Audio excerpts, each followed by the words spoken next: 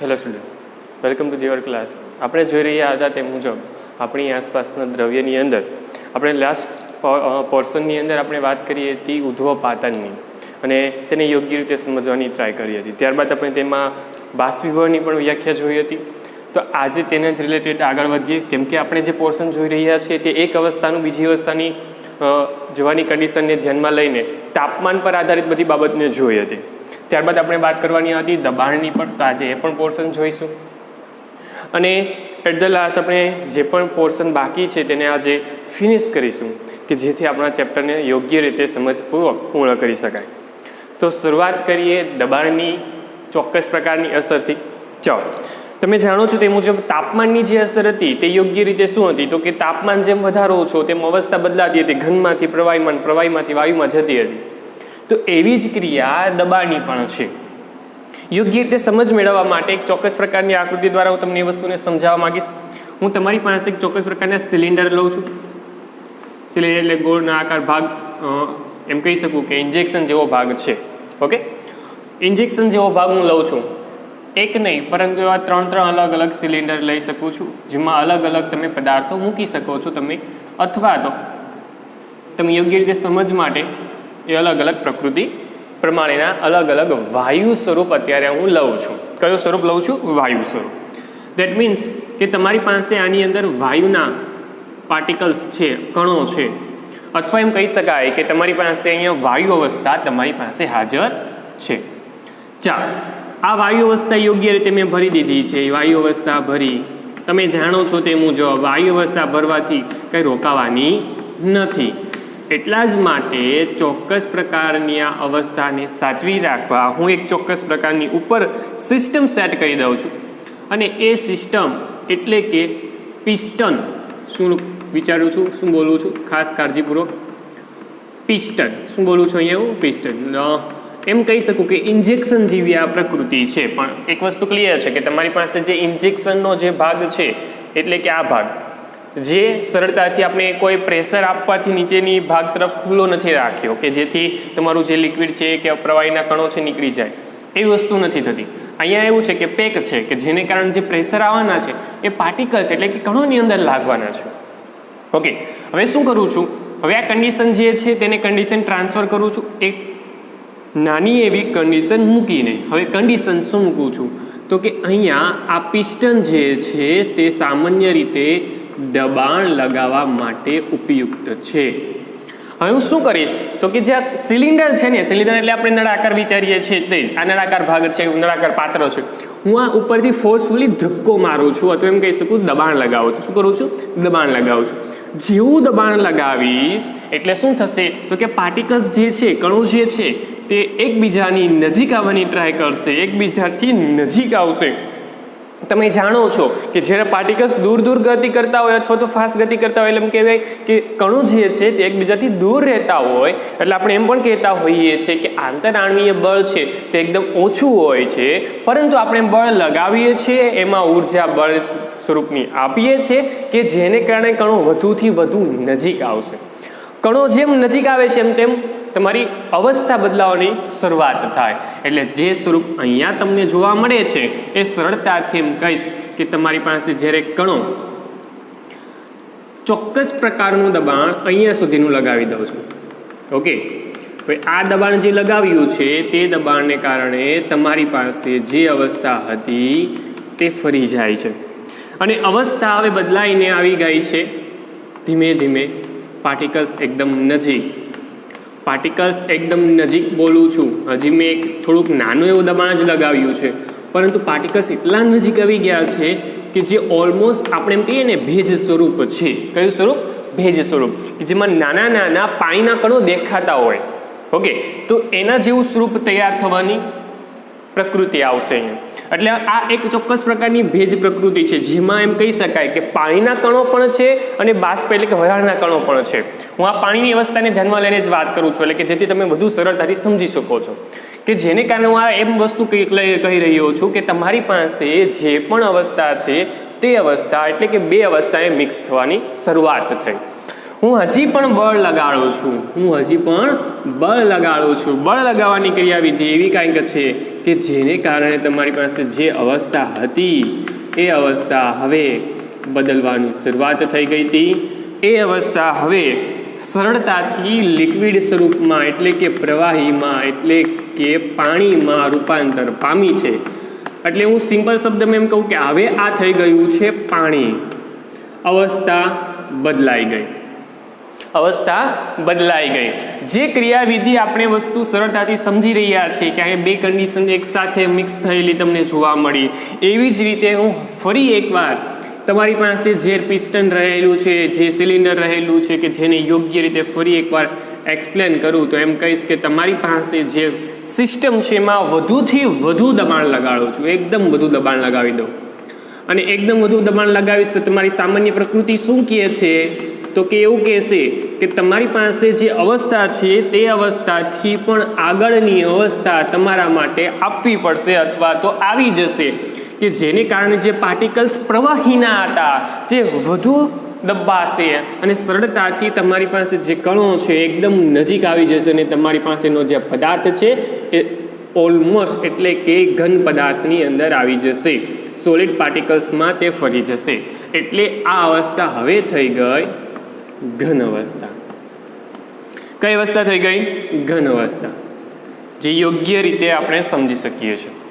That means કે તમારી પાસે અવસ્થાનું બદલાવું એ દબાણને આધારે પોસિબલ બને છે. અને અહીંયા આ કન્ડિશન કદાચ તમને સમજ નથી પડી કેમ કે કદાચ પાણીની પોસિબિલિટી એવી છે કે પાણી જે સામાન્ય વાતાવરણ દબાણે પાણી એ સામાન્ય પ્રવાહી સ્વરૂપમાં પોસિબલ છે. એટલા માટે હું એક અલગ એક્ઝામ્પલ આપું છું. એક્ઝામ્પલ આપું છું કાર્બન ડાયોક્સાઇડનું. કાર્બન ડાયોક્સાઇડ હજી સામાન્ય રીતે કાર્બન ડાયોક્સાઇડ છે ને તેને હું આ વાયુ સ્વરૂપમાં લઉં છું. કાર્બન ડાયોક્સાઇડ તમે જાણો છો તે મુજબ ગેસિયસ પાર્ટિકલ્સ છે, એટલે કે ગેસિયસ અવસ્થાની અંદર છે, વાયુ અવસ્થાની અંદર છે. તો તમારી પાસે જે પણ કણો છે તે કાર્બન પાર્ટિકલ્સના છે. હવે વિચારજો કે હું ફોર્સફુલી શું કરું છું? દબાણ લગાવું છું. દબાણ લગાવવાને કારણે તમે જાણો છો તે મુજબ તે પાર્ટિકલ્સ વધુથી વધુ નજીક આવવાની છે. પાર્ટિકલ્સ વધુ નજીક આવશે, પાર્ટિકલ એટલે કે કણ વધુ નજીકથી નજીક આવે એટલે તેનું પ્રવાહી સ્વરૂપ તૈયાર થશે. પ્રવાહી સ્વરૂપને હજી પણ હું ફોર્સફુલી દબાણ લગાવું છું એટલે તમે જાણો છો તે મુજબ તમારી પાસે તે ઘન સ્વરૂપમાં આવે છે. અને અહીંયા તમને મળે છે કાર્બન ડાયોક્સાઇડ, પણ તે કયા સ્વરૂપમાં? ઘન સ્વરૂપમાં, સોલિડ સ્વરૂપ કહીએ છીએ જેને આપણે. એટલા માટે જ જે આ કાર્બન ડાયોક્સાઇડનું ઘન સ્વરૂપ તૈયાર થાય છે તેને કહેવામાં આવે છે સૂકો બરફ. શું કહેવામાં આવે છે? સૂકો બરફ. ફરી એકવાર તમારી પાસે સૂકો બરફ તમને પૂછવામાં આવે કે સૂકો બરફ શું છે તો કહી શકાય કે કાર્બન ડાયોક્સાઇડના ઘન સ્વરૂપને સૂકો બરફ કીધો છે. ક્લિયર? કાર્બન ડાયોક્સાઇડના કયા સ્વરૂપને? તો કે ઘન સ્વરૂપને. ચાલો ખાસ કાળજીપૂર્વક સમજી લેજો. ઓકે, તો કાર્બન ડાયોક્સાઇડનો જે પણ ઘન સ્વરૂપ છે સૂકો બરફ, જે આપણે એક સામાન્ય પ્રકૃતિ પ્રમાણે તમે જોયેલો જ છે. કેમ કે આપણે જ્યારે પણ કોઈ આગ લાગી છે અને તેને ઓલવી છે તો સ્વાભાવિક દ્રષ્ટિકોણથી સૂકો બરફની જરૂર પડે. એટલે આપણે જ્યારે પણ ચોક્કસ પ્રકારની પ્રકૃતિ પ્રમાણે આ વસ્તુને દબાણપૂર્વક ભરી દઈએ છીએ અને એ જ પ્રકૃતિ પ્રમાણે તે વ્હાઇટ સ્વરૂપમાં એટલે કે ઘન પાવડરના સ્વરૂપમાં તે તૈયાર થઈને એકઠો થયેલો તમને જોવા મળે છે. અને જેને જ કારણે તેને સૂકો બરફ નામ આપવામાં આવ્યું છે, કેમ કે તે વ્હાઇટ પણ છે અને સામાન્ય રીતે એકદમ સૂકો એટલે એમ કહી શકાય કે તે ઘન સ્વરૂપમાં પણ છે. આમ પ્રકૃતિ પ્રમાણે સમજી શકાય તે મુજબ તમારી પાસે દબાણની અસર છે કે જે તમારી એક અવસ્થામાંથી બીજી અવસ્થામાં, બીજી અવસ્થામાંથી ત્રીજી અવસ્થામાં ફરી જાય છે, કેમ કે તેના દબાણની પ્રકૃતિ પ્રમાણે થાય છે. હવે અહીંયા એ વસ્તુ ક્લિયર કરવી જરૂરી છે કે જેમ તાપમાનમાં થતું હતું તેવી જ રીતે અહીંયા પણ થતું તમને જોવા મળે છે. પાર્ટિકલ્સ નજીક આવે છે તો અવસ્થા પ્રવાહી થઈ જાય છે, પાર્ટિકલ્સ વધુ નજીક આવે છે તો ઘન અવસ્થા થઈ જાય છે. તો ક્લિયર વસ્તુ છે કે તમારી પાસે જે પણ અવસ્થાઓ છે તે કણો વચ્ચેના અંતર પર ડિપેન્ડેડ છે. ઓકે, તો કણો વચ્ચેનું જે અંતર છે તે ઘટતું જાય છે. કણો વચ્ચેનું અંતર ક્યારે ઘટે? જ્યારે આકર્ષણ બળ વધતું જાય. શું થતું હોય? આકર્ષણ બળ વધતું જાય. ઓકે, તો એ વસ્તુ ક્લિયર. આ વસ્તુ એ તરફ તમને દોરી જાય છે. ખાસ કરીને મેં તમને વાત કરી તે મુજબ કાર્બન ડાયોક્સાઇડના ઘન સ્વરૂપનું એક્ઝામ્પલ દ્વારા તમે આ વસ્તુને સરળતાથી સમજાવી શકો છો. આગળ વધીએ. આપણે આમ ક્લિયર કરી બે પ્રકારની પ્રકૃતિને. પહેલી પ્રકૃતિ જે તાપમાનને આધારે અવસ્થા બદલવાની હતી, બીજી પ્રકૃતિ કે જે દબાણ આધારે પ્રકૃતિની વાત કરી. આમ તમારી પાસે ત્રણ અવસ્થાને આપણે યોગ્ય રીતે તાપમાન અને દબાણને આધારે ફેરફારની વાત કરી કે જેને કારણે મેં એક વસ્તુ તૈયાર રાખી છે. ખાસ કરીને હવે ઉલ્લેખનીય રીતે શું દર્શાવવા માંગુ છું એટલી પ્રકૃતિને આધારે તે ખાસ સમજવાનું છે. તમારી પાસે લખ્યું છે તે જ મુજબ પદાર્થની અવસ્થા પર દબાણ અને તાપમાનની અસરને આધારે તમે આ પ્રકૃતિની ક્રિયાઓ કરી છે. પ્રકૃતિની ક્રિયાઓ શું દર્શાવે છે ખાસ કાળજીપૂર્વક સમજજો. જેમ કે તમારી પાસે છે ઘન અવસ્થા, તમારી પાસે શું છે ઘન અવસ્થા. તો આ ઘન અવસ્થા જો હોય અને તેનું પ્રવાહીમાં રૂપાંતર પામતું હોય કે એની અંદર પ્રવાહીની અંદર રૂપાંતર પામતું હોય તો તે પ્રક્રિયાને કહેવામાં આવે છે ગલન પ્રક્રિયા. બધા શબ્દને આપણે જાણીએ છીએ. ઓકે, હવે કંઈ નવું નથી, પરંતુ એક ફક્ત અને ફક્ત સમજ માટે ફટાફટ પૂર્ણ કરી શકાય, સમજી શકાય, યાદ રાખી શકાય તે માટેનો ડાયાગ્રામ કંઈક ડ્રો કરીને રાખ્યું છે તમારા માટે. ખાસ તમે પણ ડ્રો કરી લેજો. ઘન અવસ્થા જે છે તે પ્રવાહીમાં ફરે છે તો તેને ગલન કહેવાય. પ્રવાહી છે તે ઘન અવસ્થામાં આવે તો તેને ઘનીકરણ અથવા તો ઠારણ નામના શબ્દથી ઓળખવામાં આવે છે. શું કહેવામાં આવે છે? ઠારણ. એટલે સામાન્ય પ્રકૃતિ પ્રમાણે કોઈનું ઠારણ થવું એટલે તેની ઘન અવસ્થામાં પાછું ફરવું એમ કહી શકાય, અથવા તેને આપણે શું નામ આપ્યું છે? ઘનીકરણ. શું કહીએ છીએ? ઘનીકરણ. ચાલો, એવી જ રીતે તમારી પાસે પ્રવાહી અવસ્થા છે ને પ્રવાહી અવસ્થામાંથી તમારે લાવવાનું છે વાયુ અવસ્થામાં. તો પ્રવાહી અવસ્થા જે છે તે વાયુ અવસ્થામાં ફરે છે તો તેને કહેવામાં આવે છે બાષ્પમાં થતી ક્રિયા એટલે કે બાષ્પીભવન. શું કહીએ છીએ? બાષ્પીભવન. ચાલો, પરંતુ તમારી પાસે વાયુ અવસ્થા છે અને વાયુ અવસ્થા જઈ રહી છે પ્રવાહી અવસ્થાની અંદર તો તેના માટે શબ્દ વપરાય છે સંઘનન. શું વપરાય છે? સંઘનન. આ વસ્તુ આ શબ્દ ખાસ યાદ રાખવાનો છે એટલા માટે કેમ કે આ શબ્દ તમને ખાસ કાળજીપૂર્વક એટલા માટે યાદ રખાવું છું કેમ કે આગલા ધોરણમાં તમને કોઈને કોઈ જગ્યા પર આવવાનો છે. તો એમ કહી શકાય છે કે વાયુ અવસ્થા પ્રવાહી અવસ્થામાં ફરે છે ધેટ મીન્સ તે સંઘનનની પ્રક્રિયા છે. આગળ વધીએ તો એવી જ રીતે વાયુ જે છે તે ઘન પદાર્થની અંદર જાય તો તેને ઉધ્વપાતન બોલાય છે, પરંતુ સાથે સાથે એમ પણ કહીશ કે ઘન પદાર્થ વાયુ પદાર્થની અંદર રૂપાંતર પામે તો પણ તેને ઉધ્વપાતન જ કહેવાય છે. ધેટ મીન્સ કે તમારી પાસે અહીંયા બંને પ્રકૃતિને ઘનમાંથી સીધું જ વાયુ અને વાયુમાંથી સીધું જ ઘન અહીંયા વચ્ચેની આ કન્ડિશન આવતી નથી કેમ કે આપણે લાસ્ટ લેક્ચરની અંદર જોયું છે કે ઉધ્વપાતન કોને કહેવાય છે. યોગ્ય એક્ઝામ્પલ દ્વારા આપણે સમજ્યા પણ છે. તો ઘનમાંથી વાયુમાં અને વાયુમાંથી ઘનમાં જે પણ જવાની ક્રિયાવિધિ છે તેને આપણે કહ્યું છે ઉધ્વપાતન. વિદ્યાર્થી મિત્રો, ખાસ તમારી પાસે જે પણ શબ્દ તૈયાર થયા છે એ 5 શબ્દ યાદ રાખવાના છે. ગલન, ઘનીકરણ, બાષ્પીભવન, સંઘનન અને ઉધ્વપાતન. એ શું ક્રિયા દર્શાવે છે એ ખાસ પ્રકૃતિ પ્રમાણે યાદ રાખવાના છે. એટલું ડાયાગ્રામ યાદ રાખશો તો પણ તમને સમજ પડી જશે. શબ્દ સાથે સંકળાયેલી બધી બાબતો યાદ આવી જશે કે જેથી તમારું કામકાજ દબાણને આધારે થતું હોય કે પછી તાપમાનને આધારે થતું હોય જેને તમે સરળતાથી સમજાવી શકશો, વિચારીને લખી શકશો. તો આમ પ્રકૃતિ પ્રમાણે જોવા જઈએ તો દબાણ અને તાપમાનને આધારે જે પણ બાબત હતી એક અવસ્થાની બીજી અવસ્થામાં જવાના રૂપાંતરણની એ અહીંયા ફિનિશ થઈ જાય, પૂર્ણ થઈ જાય છે. પરંતુ અમુક બાબતો જે બાષ્પીભવનને આધારે સંકળાયેલી છે જે આપણે લાસ્ટ લેક્ચરની અંદર પણ વાત કરી કે બાષ્પીભવન એટલે શું, તો કે બાષ્પીભવન એટલે કે ઉત્કલન બિંદુ જેટલા તાપમાનની વાત કરતો બાષ્પીભવન, બાષ્પમાં રૂપાંતર ક્રિયા. તો બાષ્પીભવન ક્યારે થાય? ઉત્કલન બિંદુ જેટલું તાપમાન હોય ત્યારે. એક્ઝામ્પલથી સમજાવી દઉં તો કે તમારી પાસે પ્રવાહી અવસ્થામાંથી વાયુ અવસ્થામાં રૂપાંતર પામવાની ક્રિયા એટલે કે પાણી જે છે તે પ્રવાહી અવસ્થામાં લીધું છે અને વાયુ એટલે કે વરાળ લીધી છે. તમારી પાસે 100 ડિગ્રી સેન્ટીગ્રેડ જેટલું તાપમાન હશે. 100 ડિગ્રી સેન્ટીગ્રેડ જેટલું તાપમાન લઈને બાષ્પીભવનની ક્રિયા થવાની છે. ઓકે, એટલા માટે બોલું છું કે બાષ્પીભવન એટલે કે ઉત્કલન બિંદુ જેટલા તાપમાને જે પણ વાયુ અવસ્થા બનવાની ક્રિયાવિધિ થાય છે, પ્રવાહીમાંથી કઈ અવસ્થા? વાયુ અવસ્થા બનવાની ક્રિયાવિધિ થાય છે તેને જ આપણે કહી દીધું છે બાષ્પીભવન. પરંતુ બાષ્પીભવનની જે પણ ક્રિયા છે રોજબરોજના જીવનમાં બહુ ઉપયોગી છે એટલા માટે આપણે તેના વિશે આગળ વાત કરતા તમારા આગળના સવાલની વાત કરું છું કે તે સવાલ તૈયાર થશે બાષ્પીભવનને અસર કરતા પરિબળોની. કયો સવાલ તૈયાર થાય છે? બાષ્પીભવનને અસર કરતા પરિબળોની. કે જેના દ્વારા યોગ્ય રીતે 4 મુદ્દા હું તમને એક્સપ્લેન કરું છું. આ 4 મુદ્દા એવા છે કે જેને આધારે તમે બાષ્પીભવનની ક્રિયાવિધિને ખાસ કાળજીપૂર્વક સમજી શકો છો. 1 બાય 1 સ્ટાર્ટ કરીએ. પેલું જ આવે છે સપાટીનું ક્ષેત્રફળ વધવાથી. શું છે? સપાટીનું ક્ષેત્રફળ વધવાથી. તો શબ્દ પ્રમાણે લખ્યો છે તે જ મુજબ બાષ્પીભવનની સપાટી પર થતી ક્રિયા છે. બાષ્પીભવન ક્યાં થતી? તો કે સપાટી પર. જેમ તમારી પાસે સપાટી વધુ છે તેમ બાષ્પીભવનની ક્રિયાવિધિ સારા પ્રમાણમાં થશે. એટલા માટે લખીને મેં આપ્યું છે કે સપાટીનું ક્ષેત્રફળ અથવા કહી શકાય વિસ્તાર જો વધતો હોય તો સરળતાથી કહી શકાય કે બાષ્પીભવનની જે પણ ક્રિયાવિધિ છે તે ખાસ કાળજીપૂર્વક કહી શકાય કે તે વધે જ છે. સપાટી જેમ વધુ તેમ બાષ્પીભવન થવાની ક્રિયાવિધિ વધુ. એટલા માટે પહેલો ફેક્ટર તૈયાર થાય છે, પહેલી અસરકારક પરિબળ તૈયાર થાય છે સપાટીનું ક્ષેત્રફળ સાથે વધુ.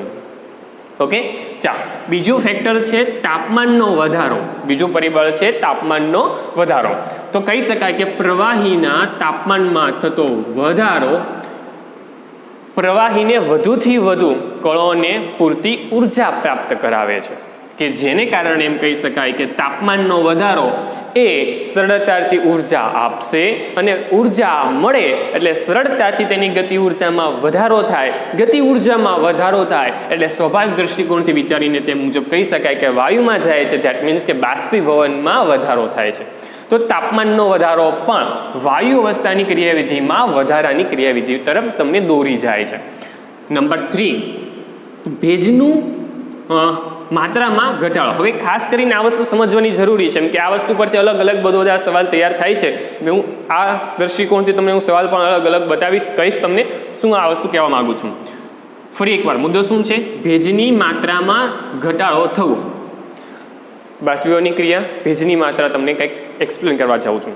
તો એમ કહી શકાય કે હવામાં રહેલી પાણીની બાષ્પની માત્રાને ભેજ કહેવાય. પહેલાં તો ભેજ શું છે એ વસ્તુ અહીંયા ક્લિયર કરી. ઓકે, ભેજ શું છે? તો કે પાણીની ચોક્કસ પ્રકારની માત્રા જે હવામાં રહેલી છે.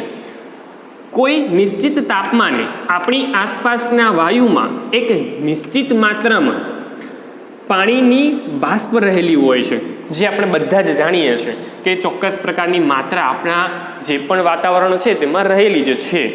જ્યારે હવામાં પાણીના કણોની માત્રા પહેલેથી વધુ થઈ જાય, મતલબમાં તમારી પાસે જે પણ બાષ્પ છે તેનું પ્રમાણ વધવાની ક્રિયા હું દર્શાવું છું, તો એ સામાન્ય રીતે બાષ્પીભવનનો દર ઘટાડી શકે છે. શું કરી શકે છે? બાષ્પીભવનનો દર ઘટાડી શકે છે. ખાસ સમજી લેજો. ધેટ મીન્સ આમ કહેવા માંગે છે કે જો ભેજ વધુ બાષ્પીભવન ઓછું. શું દર્શાવે છે? ભેજ વધુ બાષ્પીભવન ઘટી જશે. ક્લિયર? તો વસ્તુ ખાસ કાળજીપૂર્વક યાદ રાખવા માટે છે. જેમ આમાં વાક્યમાં જોયું તે મુજબ આમાં પણ ભેજ વધુ બાષ્પીભવન યોગ્ય રીતે ઘટી જશે. ચાલો આગળ વધીએ. તો લાસ્ટ પોર્શન પર આવી જાય છે પવનની ઝડપમાં વધારો. ચાલો કાળજીપૂર્વક ફરી એકવાર સમજીએ. પવનની ઝડપમાં વધારો. તો કે વધુ પડતા પવનને કારણે પાણીની બાષ્પના કણો પવનની સાથે ઉડી જવાની ક્રિયાવિધિ દર્શાવશે. ઓકે, જેને કારણે આપણે જાણીએ છીએ તે મુજબ જેથી આપણની આસપાસમાં બાષ્પની માત્રા ઘટી જાય છે. બાષ્પ ઘટી સ્વાભાવિક દૃષ્ટિકોણ છે, જેમાં અહીંયા ક્રિયાવિધિ બાષ્પ વધવાને કારણે ઘટતી હતી તો એનાથી વિરુદ્ધ ક્રિયા થઈ. અહીંયા બાષ્પ ઘટી ગઈ. બાષ્પ ઘટી ગઈ એટલે બાષ્પીભવનનો દર વધી ગયો. શું વધી ગઈ? તો પવન જો વધુ છે, પવન વધુ છે તો બાષ્પીભવનની ક્રિયા એ વધી જશે. શું થઈ જશે? વધી જશે. ક્લિયર? તો ખાસ કાળજીપૂર્વક સમજી જજો કે પવન વધુ છે તો બાષ્પીભવનની જે પણ ક્રિયાવિધિ છે તે વધી જશે, એટલે કે યોગ્ય રીતે વધવાની છે. કેમ કે તમારી પાસે જેમ પવન આવે છે તે મુજબ બાષ્પનો ઘટાડો કરી જાય છે, કેમ કે તેને ફેલાવી દેશે, જેને કારણે તમારી પાસે બાષ્પનો ઘટાડો એ તમારી બાષ્પીભવનની ક્રિયાવિધિને વધારા તરફ લઈ જાય છે. ક્લિયર વસ્તુ યાદ રાખવી કે બાષ્પનો વધારો, બાષ્પ એટલે કે ભેજ, ભેજનો વધારો બાષ્પીભવન ઘટાડે. ઓકે, પરંતુ એનાથી ઉલટું ભેજ ઘટે, બાષ્પીભવન વધે. ચાલો, આ બાષ્પીભવનની જે પણ ક્રિયાવિધિ છે તેના દ્વારા અલગ અલગ હું સવાલ પણ કાળજીપૂર્વક તમારી સાપેક્ષ રજૂ કરી શકું છું. જેમ કે નાનો એક સવાલ ચાલો ખાસ કાળજીપૂર્વક એ સમજજો. નાનો એક સવાલ તમારી સાપેક્ષ રજૂ કરું છું. જેમ કે સવાલ કંઈક આવો છે, બરફ જેવા ઠંડા પાણીમાં પાણીથી ભરેલા ગ્લાસની બહારની સપાટી પર પાણીના પાર્ટિકલ્સ બાજી જાય, એટલે એમ કહું છું કે ટીપા, પાણીના ટીપા શા માટે દેખાય છે? હવે આ ક્રિયાવિધિ તો તમે બધાએ જ જોઈ છે. જ્યારે પણ આપણે ઠંડુ પાણી એક ગ્લાસમાં ભરીને મૂક્યું છે તો સ્વાભાવિક દ્રષ્ટિકોણ છે ગ્લાસની બહારની સપાટી, જે પણ બહારની સપાટી છે જે કાળજીપૂર્વક આપણે જુઓ એટલે સ્વાભાવિક દ્રષ્ટિકોણથી તેની અંદર જે પણ પાણી છે એ ઠંડુ પાણી છે, કે જેને કારણે અહીંયા તમને ટીપા બાજેલા જોવા મળશે, કેમ કે ઠંડુ પાણી પણ ભરીએ છીએ. તો આ ક્રિયાવિધિ શા માટે થાય છે? આ ક્રિયાવિધિ તમને કયા તરફ લઈ જાય છે? તો એક સિમ્પલ પ્રકૃતિ પ્રમાણે તમારી પાસે જ્યારે પણ પાર્ટિકલ્સ, જ્યારે ભેજના પાર્ટિકલ્સ બહારના વાતાવરણમાં રહેલા છે, એક વાતાવરણ મેં ત્યાં ઊભું કર્યું છે, તો એ પાર્ટિકલ્સ જે છે તે સંપર્ક સપાટી એટલે કે પાત્રનો જે પણ ભાગ છે તે પાત્રના ગ્લાસ સાથે અડે તો સ્વાભાવિક દ્રષ્ટિકોણ છે તે કણ જ્યારે અડે છે એ સપાટીને કણ સંપર્ક થશે એટલે સ્વાભાવિક દ્રષ્ટિકોણ છે કે આનું તાપમાન કેવું છે? તાપમાન ઓછું છે. કેવું છે? ઓછું. એટલે સંપર્ક સપાટી જેવી ટચ થશે એટલે સ્વાભાવિક દ્રષ્ટિકોણથી આ જે કણ છે એ કણનું તાપમાન ઘટી જાય. તાપમાન ઘટી જાય તો તમે જાણો છો તે મુજબ આ વાયુ અવસ્થામાં છે. કઈ અવસ્થામાં છે? વાયુ અવસ્થામાં. અને સરળતાથી કેમ આવી જશે? પ્રવાહી અવસ્થામાં. ઓકે, કે જેને કારણે કહી શકાય કે તેના પાર્ટિકલ્સ બાજે છે તો એ સામાન્ય પ્રકૃતિ એ જે કણો છે વાતાવરણના ભેજના સ્વરૂપના હશે તે સરળતાથી તાપમાનના ઘટાડા સાથે તે બાજવાની ક્રિયા છે. ઓકે, આની સાથે જ એક સામાન્ય બીજો એક સવાલ તમને દર્શાવું તો એમ કહી શકાય કે બાષ્પીભવનને કારણે વાતાવરણનું જે પણ ઠંડક છે તે કેવી રીતે ઉત્પન્ન થાય છે અથવા તો ઉદ્ભવે છે. ફરી એકવાર બોલું છું, બાષ્પીભવનને કારણે ઠંડક કેવી રીતે ઉદ્ભવે છે? વાતાવરણમાં જે પણ બાષ્પીભવનની ક્રિયાવિધિ થાય છે તેમાં એક ચોક્કસ પ્રકારની ઠંડક પણ ઉત્પન્ન થઈ શકે છે, જે થતી હોય છે, જે આપણે જાણીએ છીએ તે મુજબ. જેમ કે એક એક્ઝામ્પલ તમને આપું તો આપણે પાણીનો છંટકાવ કરીએ છીએ કે જેને કારણે બાષ્પીભવનની ક્રિયા થવાની છે. જેમ કે તમારી પાસે કોઈ ગરમ સપાટી છે અને એ ગરમ સપાટી પર તમે પાણીનો છંટકાવ કરો છો એટલે તેનું બાષ્પીભવન, પાણીનું બાષ્પીભવન થઈ જવાનું છે, પરંતુ આપણે એક ઠંડો પવનની મહેસૂસ થાય છે. અલગ અલગ બહુ બધા એક્ઝામ્પલ જેવા છે જે કદાચ બાષ્પીભવન સાથે સંકળાયેલા છે કે જે તમે રોજબરોજના જીવનમાં ખાસ કાળજીપૂર્વક સમજી શકો છો. જેમાં બાષ્પીભવનની ક્રિયાવિધિ થવાની છે ત્યારે સિમ્પલ લોજિક એવો છે કે તમારી પાસે જે પણ કણો છે એ ચોક્કસ પ્રકારની ઉર્જા મેળવે છે કે જેને કારણે તમારી પાસે જે પ્રકૃતિ હોય છે એ પ્રકૃતિ એટલે કે આપણે નોર્મલ સ્વરૂપે બોલું છું કે તમારી પાસે જે પણ બાષ્પીભવનની ક્રિયા છે આ બાષ્પીભવનની ક્રિયા થશે ત્યારે ચોક્કસ પ્રકારની ઉર્જા પુનઃપ્રાપ્ત કરવા માટે પ્રવાહીના જે પણ કણો હોય પોતાની આસપાસની ઉર્જાનું અવશોષણ કરશે. જે પણ આસપાસની ઉર્જા છે તેનું અવશોષણ કરશે. આસપાસની ઉર્જા આઈ થિંક સો કે ગરમ છે, ઓકે, તેનું અવશોષણ કરી લેશે એટલે વાતાવરણ કેવું થયું? ઠંડુ થયું, કે જેને કારણે બાષ્પીભવનની ક્રિયા દરમિયાન જે રહેલા કણો છે તે ઉર્જાનું અવશોષણ કરે, પોતે અવશોષણ કરશે અને સરળતાથી વાતાવરણને ઠંડક પૂરી પાડશે.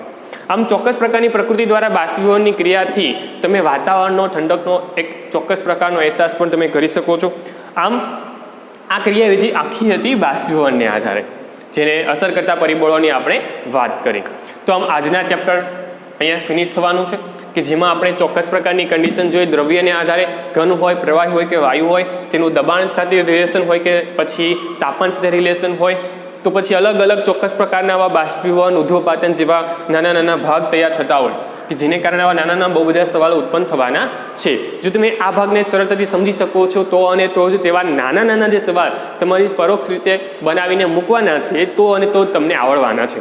તો સિમ્પલ પ્રકૃતિ એમ કહેવા માગું છું કે આ જે પણ વસ્તુ આપણે સમજીએ છીએ તે ખાસ કાળજીપૂર્વક સમજજો અને ત્યારબાદ તમે આગળ વિચારી શકશો. બહુ બધા પદાર્થો, બહુ બધા એક્ઝામ્પલ એવા હોઈ શકે છે કે જે આ થિયરીને ધ્યાનમાં લઈને તમને એઝ અ સવાલ તરીકે પૂછે. એક એક્ઝામ્પલ મારા તરફથી હું સવાલના ભાગ સ્વરૂપે પૂછું. જેમ કે એસિટોન, જેની ફોર્મ્યુલા, સામાન્ય ફોર્મ્યુલા શબ્દ છે એસિટોન અને ફોર્મ્યુલા છે CH3COCH3.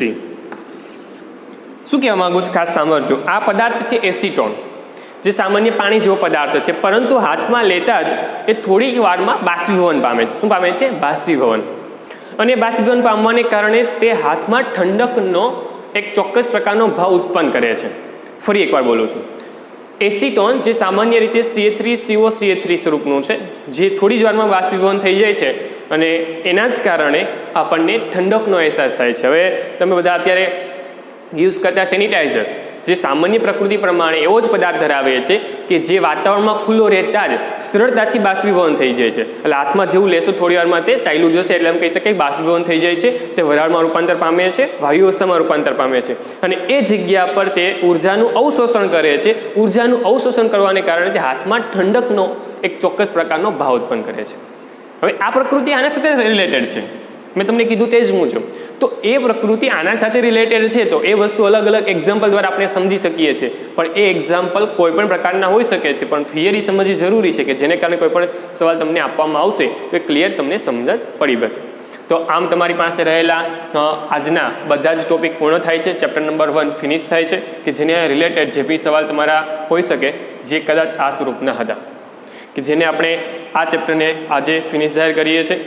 બાકીનું જે પણ સવાલની માહિતી છે તમે યોગ્ય રીતે તમારી ટેક્સ્ટબુકને આધારે મેળવી શકો છો. Thank you.